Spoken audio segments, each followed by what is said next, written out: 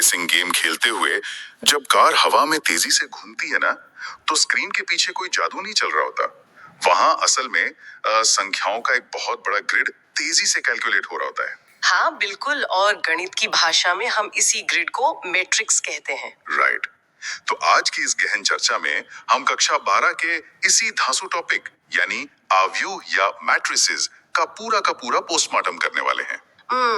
Excel sheet या फिर school का अटेंडेंस रजिस्टर तो सबको याद ही होगा। हाँ बिल्कुल। तो अगर डेटा को पंक्तियों मतलब रोज और स्तंभों यानी कॉलम्स में सजाकर एक ब्रैकेट के अंदर बंद कर दें तो बस वही मैट्रिक्स बन जाता है। अच्छा। यहाँ सबसे रोचक बात यह है कि गणित में भारी भरकम और उलझे हुए डेटा को सरलता से व्यवस्थित करने का ये एक बहुत ही शानदार टूल है। डेटा को सजाना तो ठीक है, लेकिन मुझे हमेशा एक उलझन होती है। मतलब अगर मैं कोई इमारत देख रहा हूँ तो मेरी नजर सबसे पहले सीधे खड़े खम्भों पर जाती है। सही बात है। पर मैट्रिक्स का जो ऑर्डर या आकार होता है उसे लिखते समय हमेशा क्षैतिज पंक्तियां यानी रोज ही पहले क्यों गिनी जाती हैं? ये ना मैट्रिक्स की दुनिया का एक तरह से यूनिवर्सल नियम है। मतलब ताकि अलग अलग डेटा सेट्स आपस में सही से बात कर सकें। ओके। हमेशा पहले एक क्षैतिज रास्ता यानी रो और फिर सीधा खंबा यानी कॉलम। इसलिए किसी भी मैट्रिक्स का ऑर्डर हमेशा रो बाय कॉलम ही होता है। अच्छा, चलिए इसे थोड़ा टेस्ट करते हैं। मान लीजिए हमारे पास एक मैट्रिक्स F है। इसकी पहली लाइन में नंबर है 7, 8, 9, 10 और दूसरी लाइन में है 11, 12, 13, 14। तो अब इसका ऑर्डर क्या हुआ? तो देखिए, इसमें साफ तौर पर 2 लेटी हुई पंक्तियां हैं और 4 सीधे खड़े स्तंभ हैं। तो इसका ऑर्डर सीधा सीधा 2/4 हो गया। समझ गया। अब अगर कोई ऐसा मैट्रिक्स हो जिसमें रोज और कॉलम्स बिल्कुल बराबर हों, जैसे 2/2 या 3/3, तब तो उसे स्क्वायर मैट्रिक्स कहेंगे। बिल्कुल, उसे वर्ग आव्यूह कहते हैं। लेकिन किताबों में एक आइडेंटिटी मैट्रिक्स का बड़ा जिक्र होता है। हाँ। तो ये जीरो मैट्रिक्स से कैसे अलग है? जीरो मैट्रिक्स तो एकदम खाली डिब्बा है यार। मतलब उसके अंदर के सभी एलिमेंट्स बस शून्य होते हैं। अच्छा। लेकिन आइडेंटिटी मैट्रिक्स जिसे हम आई से दर्शाते हैं, वो मैट्रिक्स की दुनिया का नंबर 1 है। नंबर 1। हाँ, इसके मुख्य विकर्ण पर 1 होता है और बाकी सब जगह 0। और मजेदार बात यह है कि जैसे किसी भी संख्या को 1 से गुणा करने पर वही संख्या वापस मिलती है ना? हाँ बिल्कुल। वैसे ही किसी भी मैट्रिक्स को आइडेंटिटी मैट्रिक्स से गुणा करने पर उसका रूप बिल्कुल नहीं बदलता। अरे वाह, ये तो बहुत ही लॉजिकल है। अब अगर 2 मैट्रिक्स को समान घोषित करना हो, हाँ, तो उसकी क्या शर्तें हैं? गणित में सिर्फ दिखने में एक जैसा होना काफी नहीं होता। राइट। 2 मैट्रिक्स समान तब होते हैं जब उनका ढांचा यानी ऑर्डर बिल्कुल एक जैसा हो।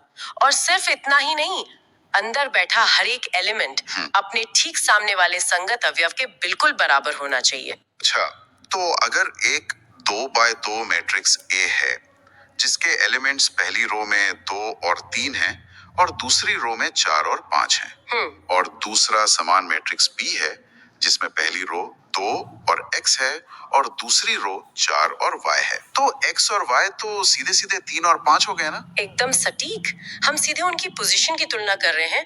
X की जगह वहाँ 3 है और Y की जगह 5 है। ये तुलना करना तो बड़ा आसान है, पर जब 2 मैट्रिक्स को जोड़ना या घटाना हो तब क्या नियम है? मतलब क्या हम किसी भी मैट्रिक्स को किसी से भी जोड़ सकते हैं? यहीं पर अक्सर गड़बड़ होती है। जोड़ या घटाओं के लिए दोनों मैट्रिक्स का ऑर्डर बिल्कुल समान होना चाहिए। अच्छा, मतलब एकदम सेम। हाँ, सोचिए अगर एक मैट्रिक्स में छात्रों की 3 महीने के अटेंडेंस का डेटा है और दूसरे में सिर्फ 2 महीने की, तो तीसरे महीने के डेटा को कहाँ जोड़ेंगे? हाँ, उसे मैच करने के लिए तो जगह ही नहीं मिलेगी। बिल्कुल, इसीलिए डेटा को आपस में टकराने से बचाने के लिए ढांचा समान होना चाहिए। हाँ, वहाँ ऑर्डर की कोई पाबंदी नहीं होती। स्केलर गुणा में जो संख्या बाहर बैठी होती है वो मैट्रिक्स के हर एक कमरे में जाकर हर एलिमेंट से गुणा हो जाती है। अच्छा, इसे एक उदाहरण से समझते हैं। मैट्रिक्स A है 1, 2 और 3, 4 और मैट्रिक्स B है 0, 1 और 2, 3। अगर 2A निकालना हो तो A के हर नंबर को डबल कर देंगे, जिससे नया मैट्रिक्स 2, 4 और 6, 8 बन जाएगा। बिल्कुल सही।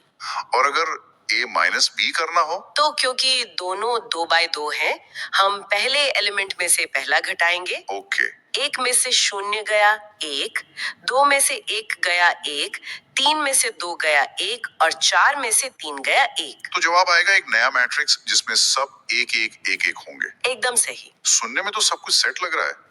फिर बोर्ड परीक्षा में छात्र अक्सर नंबर कहाँ गंवा देते हैं? सबसे बड़ी गलती होती है जल्दबाजी, मतलब बिना ऑर्डर चेक किए मैट्रिक्स को जोड़ने या घटाने की कोशिश करना। ओह, और उससे भी बड़ी भूल ये मान लेना कि सामान्य संख्याओं की तरह मैट्रिक्स में भी गुणा कम्यूटेटिव होता है। अच्छा, मतलब ए बी और बी ए बराबर नहीं होते। बिल्कुल, मैट्रिक्स में ए बी और बी ए हमेशा बराबर नहीं होते। क्रम बदलने से पूरा गणित पलट जाता है। तो इस चर्चा का निचोड़ यह है कि ऑर्डर हमेशा रो बाय कॉलम होगा और समानता के लिए हर एलिमेंट का मैच होना जरूरी है। हाँ, और ऑपरेशन से पहले ढांचा जरूर चेक करें। बिल्कुल, और वो ए बी और बी ए वाले जाल में कभी ना उलझे। एकदम सही बात है। शानदार। शुरुआत में हमने गेमिंग में 3D ग्राफिक्स की बात की थी, तो जाते जाते एक और विचार है। आज जो आर्टिफिशियल इंटेलिजेंस और चैट जीपीटी जैसे टूल्स इंसानों की तरफ बात कर रहे हैं, उनके दिमाग में भी असल में कोई जादू नहीं है। बिल्कुल, वहाँ भी बैकग्राउंड में हर सेकंड अरबों मैट्रिक्स का आपस में गुणा ही चल रहा है। सही कहा। तो अगली बार जब कोई एआई से बात करे तो इस विशाल गणितीय चमत्कार के बारे में जरूर सोचना चाहिए।